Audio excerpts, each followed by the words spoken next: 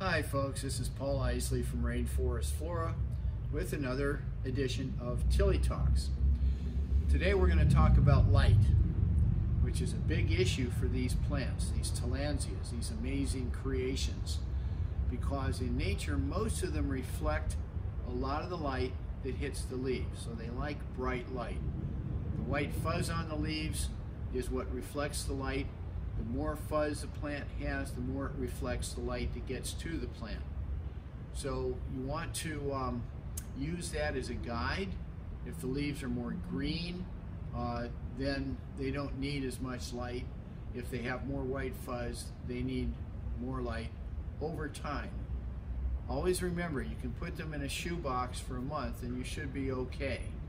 Eventually though, they do like to have bright light. Then you say, well, how much light? Well, that's a good question too. Okay, so indoors it's a little trickier than it is outdoors, because outdoors it seems that almost anywhere they do just fine unless they're in full sun or deep shade. In the house, generally you want to give them as much light as you can near a window, and always keep in mind that people live in caves with little portholes to the outside world called windows. So inside houses is usually pretty dark compared to what it is in full sun outside. So you want to have it near a window, especially, if you're in the northern hemisphere facing south, we'll get light all day long.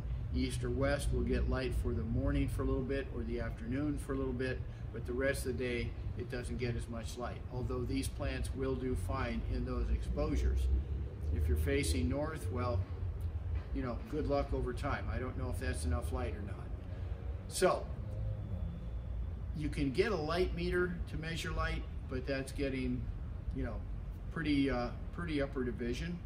You don't really need that. You just need to have good light, and how much is luckily a broad parameter for tillandsias. They can go from lower light to very bright light, and they'll be fine.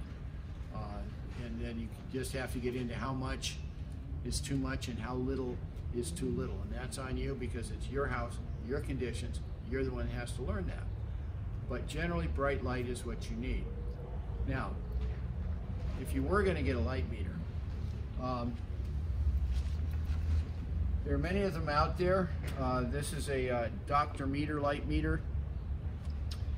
And what you do is you turn it on, and it has a cover here, and you point this towards the light source, and it reads out the foot candles or the lux, which are two ways of measuring light levels. And you can use it to get a relative idea of how much light you have compared to full light, full sun, and then go from there. But common sense works too. So unless you do a lot of this, it's probably not worth it. Just use common sense. Use common sense. Bright light is good. No light is okay for a while, but eventually they like bright light. So I hope this made sense to you, and good luck. And you can always send us an email or send something on Instagram or however we do it, and we'll go from there. We'll help you guys out. Bye-bye.